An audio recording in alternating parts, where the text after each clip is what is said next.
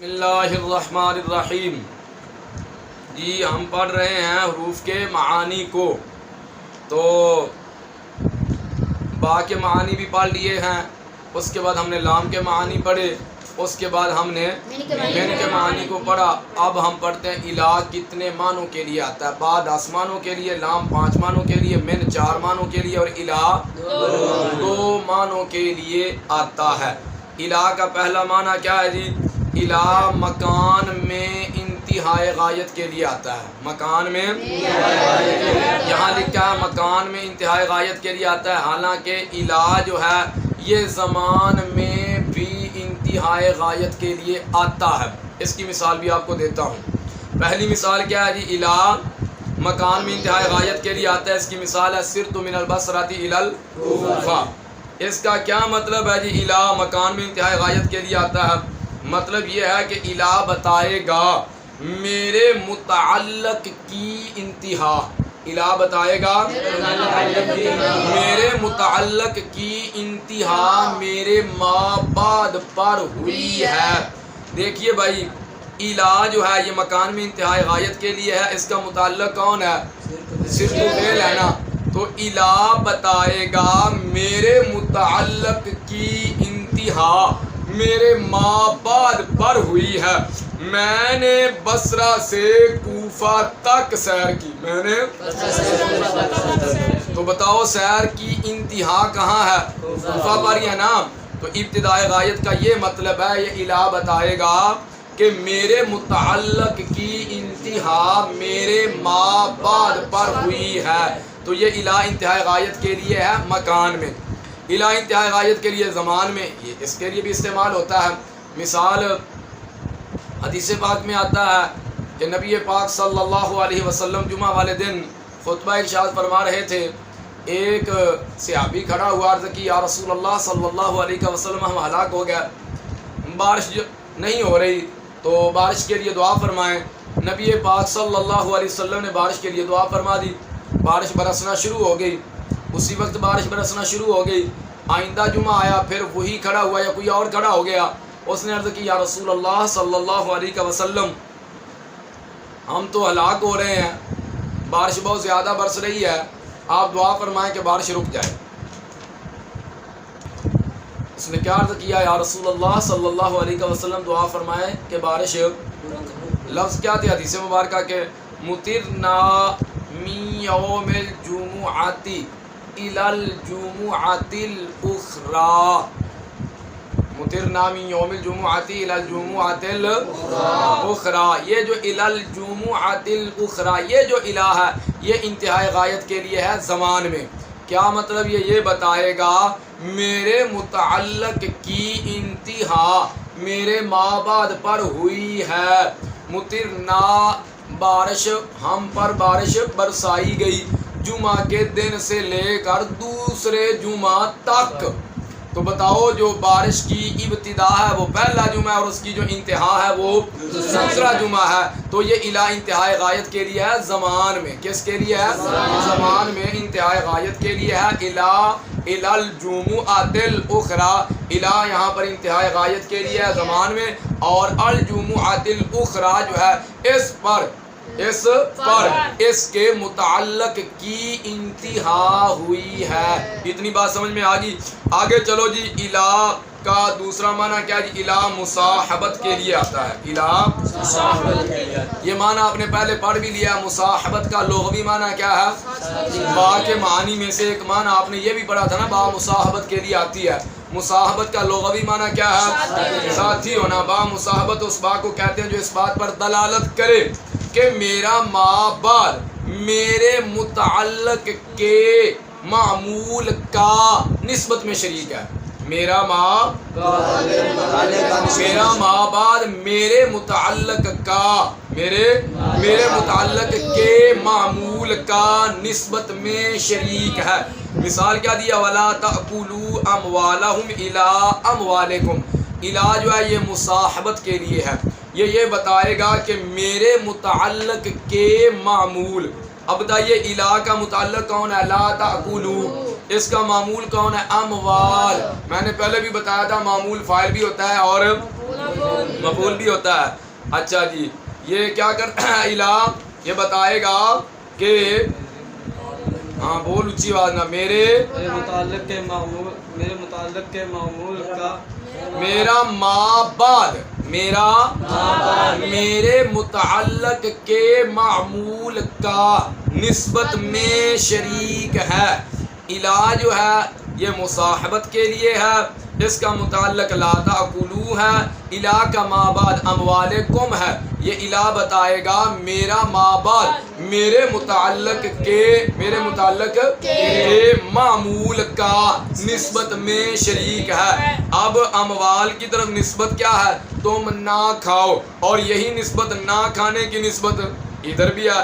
تم یتیموں کے مالوں کو اپنے مالوں کے ساتھ نہ کھاؤ. اتنی بات سمجھ میں آ گئی. چلو بھی آگے. وقد یکون ما بعدها داخلا فی ما قبلها ان کان ما بعدها من جنس ما قبلها. یہاں سے ماتن جو ہے ایک قاعدہ بیان فرما رہے ہیں. ایک قاعدہ یہ ہے بھائی کہ جو الہ کا ما بعد ہوتا ہے نا، الہ کا ما بعد فاغسلوا وجوہکم وایدیکم الی المرافق. یہاں الہ کا ما بعد کون ہے؟ المرافق. اور ما قبل کیا ہے؟ وجوہکم وایدیکم. ایدیکم یہ کیا ہے؟ اس کا ما قبل ہے. اور ما بعد کیا ہے؟ المرافق. قاعدہ یہاں سے بتانا چاہتے ہیں الہ کا جو ما بعد ہوتا ہے نا وہ کبھی الہ کے ما قبل کے حکم میں داخل ہوتا ہے اور کبھی الہ کے ما قبل کے حکم میں داخل نہیں ہوتا. اور دیکھو نا اللہ تعالیٰ نے ارشاد فرمایا تم اپنے چہروں کو اور اپنے ہاتھوں کو دھوو. اپنے چہروں اور اپنے ہاتھوں کو دھوو. تو کیا حکم ہے؟ چہروں کو بھی دھویا جائے اور ہاتھوں کو بھی. الہ کا ما قبل ایدیکم المرافق جو ہے یہ الہ کا ما بعد ہے. اور الہ کا ما بعد کبھی الہ کے ما قبل کے حکم میں داخل ہوتا ہے، کبھی داخل نہیں ہوتا. ہمیں کیسے پتا چلے گا بھائی الہ کا جو ما بعد ہے الہ کے ما قبل کے حکم میں داخل ہے یا نہیں؟ تو یہاں اس کا آسان فہم طریقہ یہ ہے ہم الہ کے ما بعد کو دیکھیں گے الہ کے ما قبل کی جنس میں سے ہے یا نہیں. الہ کے ما بعد کو دیکھیں گے الہ کے ما قبل کی جنس میں سے ہے یا نہیں. اگر الہ کا ما بعد الہ کے ما قبل کی جنس میں سے ہے تو جو حکم الہ کے ما قبل پر لگے گا وہی حکم الہ کے ما بعد پر لگے گا. اب دیکھیے فاغسلوا وجوہکم وایدیکم الی المرافق. اللہ تعالیٰ نے فرمایا تم اپنے چہروں کو اور ہاتھوں کو الی المرافق کونیوں سمیت دھوو. اب الہ کا ما بعد ایدیکم ہے، الہ کا ما قبل مرافق ہے. الہ کا ما قبل ایدیکم، الہ کا ما بعد المرافق ہے. تو دیکھنا یہ ہے الہ کا ما بعد الہ کے ما قبل کی جنس میں سے ہے یا نہیں. یاد رکھنا ہاتھ پورے کو یدن کہا جاتا ہے. ایتھوں لاتے اینی تھا کیا کہا جاتا ہے؟ یدن کہا جاتا ہے. دسو ایک جنس ہوئی یا نہ ہوئی؟ تے کونی وچ آ گئی کہ نہ آ گئی؟ الہ کا جو ما بعد ہے الہ کے ما قبل کی جنس میں سے ہوا کہ نہیں؟ اللہ نے فرمایا اپنے چہروں کو بھی دھوو، ہاتھوں کو بھی دھوو. الی المرافق کونیوں سمیت کونیوں. اب یہ جو کونیاں دھونے کے حکم میں داخل ہیں، دھونے کے حکم میں کیوں؟ کیونکہ الہ کا جو ما بعد ہے الہ کے ما قبل کی جنس میں سے دونوں کی جنس ایک ہے. تو قاعدہ یہ بتا رہے ہیں الہ کا جو ما بعد ہوتا ہے وہ کبھی الہ کے ما قبل کے حکم میں داخل ہوتا ہے اور کبھی داخل نہیں ہوتا. کیسے پتا چلے گا کہ الہ کا ما بعد الہ کے ما قبل کے حکم میں داخل ہے یا نہیں؟ ہم نے الہ کے ما بعد کو دیکھنا ہے. الہ کے وہ ما قبل کی جنس میں سے ہے یا اگر الہ کا ما بعد الہ کے ما قبل کی جنس میں سے ہے تو جو حکم الہ کے ما قبل پر لگا ہے وہی حکم الہ کے ما بعد پر لگے گا. اور اگر الہ کا ما بعد الہ کے ما قبل کی جنس میں سے نہیں تو جو حکم الہ کے ما قبل پر لگا ہے وہ حکم الہ کے ما بعد پر نہیں لگے گا. دیکھیے قرآن پاک میں آتا ہے ثم اتموا الصیام الی اللیل. ثم اللہ فرماتا ہے تم روزے کو رات تک پورا کرو. اب الہ کا ما قبل کیا ہے؟ ادھر نہار ہے جو مقدر ہے. کیا ہے؟ نہار ہے. اور الہ کا ما بعد کیا ہے؟ اللیل. یہ کیا ہے؟ رات. اللیل کسے کہتے ہیں؟ تو مجھے بتاؤ دن اور رات ایک ہی جنس ہے؟ دن اور ہے رات اور ہے. ادھر الہ کا جو ما بعد ہے الہ کے ما قبل کی جنس میں سے نہیں. الہ کا ما قبل کیا ہے؟ دن. الہ کا ما بعد کیا ہے؟ رات. دونوں کی جنس ایک نہیں ہے. تو جو حکم الہ کے ما قبل پر ہے وہ حکم الہ کے ما بعد پر نہیں لگے گا. الہ کا ما قبل ہے دن. تم روزے کو دن میں پورا کرو. جسلے دن مکدا ہے جسلے دن روزہ چھڑ لیندے ہو کہ نہیں؟ یا ساری رات پھر اوے رہندے ہو؟ نہیں. یہاں پر جو الہ کا ما بعد ہے ما قبل کی جنس میں سے نہیں ہے. ما قبل کی جنس میں سے نہیں ہے. تو جو حکم الہ کے ما قبل پر ہے وہ حکم الہ کے ما بعد پر نہیں لگے گا. گال سمجھا گی بھائی؟ ہم نے ترکیب کرتے ہوئے کہا تھا قد تحقیق برائے تکثیر، اور میں نے کہا تھا جب ترجمہ کریں گے اس وقت آپ کو سمجھاؤں گا. ادھر قاعدہ یہ بیان ہوا ہے. ہم دیکھیں گے الہ کے ما بعد کو ما قبل کی جنس میں سے ہے یا نہیں. اگر الہ کا ما بعد الہ کے ما قبل کی جی بولو، اگر الہ کا ما بعد الہ کے ما قبل کی جنس میں سے ہے تو جو حکم الہ کے ما قبل کا ہوگا وہی حکم.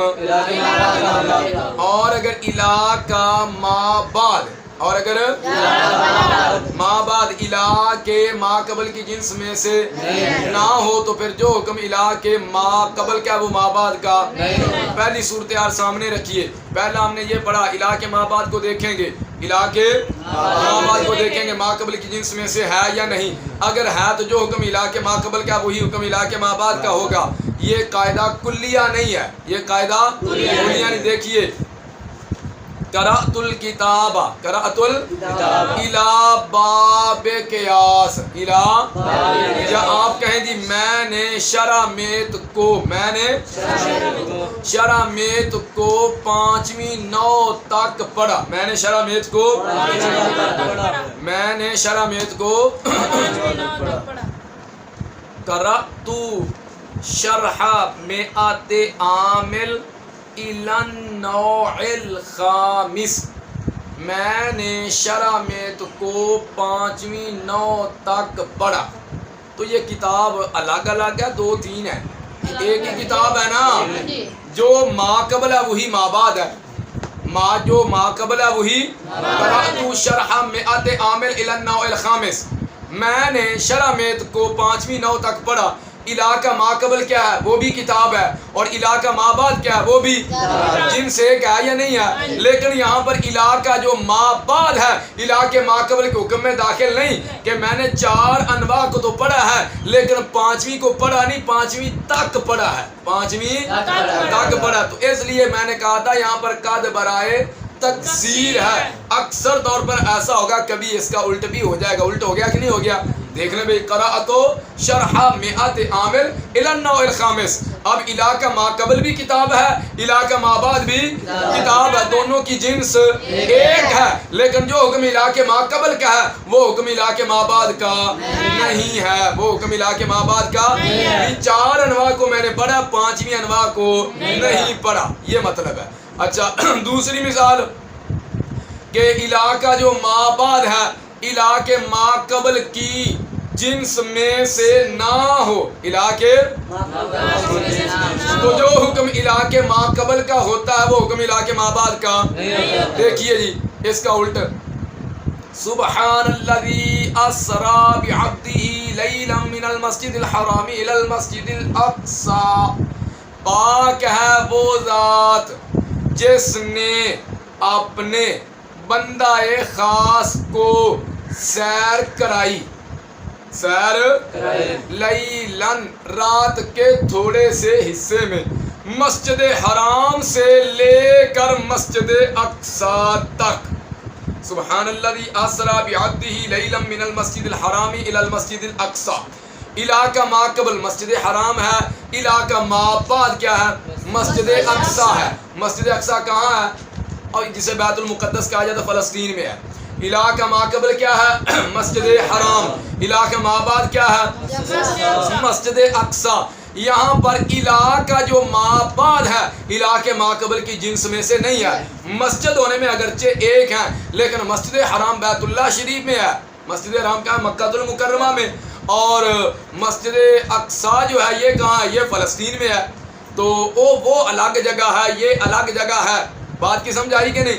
لیکن حکم دونوں کا ایک ہے. یعنی نبی پاک صلی اللہ علیہ وسلم کو اللہ نے مسجد حرام سے مسجد اقصی تک سیر کرائی تو مسجد اقصی سیر میں شامل تھی.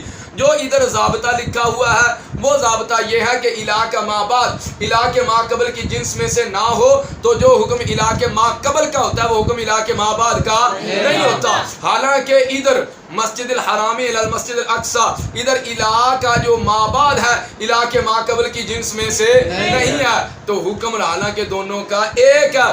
مسجد حرام کی سیر بھی کی ہے اور مسجد اقصی کی سیر بھی کی ہے. اب اوپر دیکھیے ترجمہ کرتے ہیں. اور تحقیق پہلے والا ہو گیا. اور الہ مکان میں انتہائی غایت کے لیے ہے. اس الہ کی مثال جو مکان میں انتہائی غایت کے لیے ہے صرف من البصرہ الی الکوفہ کی مثل میں ہے. اور الہ مصاحبت کے لیے ہے. الہ مصاحبت کی مثال اللہ تعالیٰ کے فرمان وَلَا تَأْكُلُوا أَمْوَالَهُمْ إِلَىٰ أَمْوَالِكُمْ یعنی مع اموالکم کی مثل میں ہے.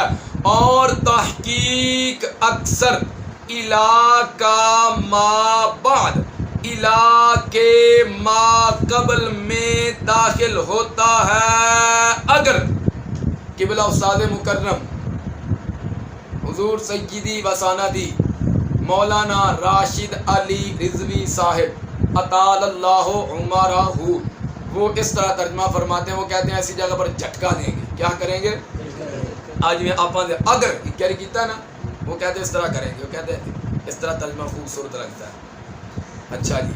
اور تحقیق کبھی الہ کا ما بعد داخلاً فی ما قبلہا الہ کے ما قبل میں داخل ہوتا ہے اگر الہ کا ما بعد الہ کے ما قبل کی جنس سے ہو.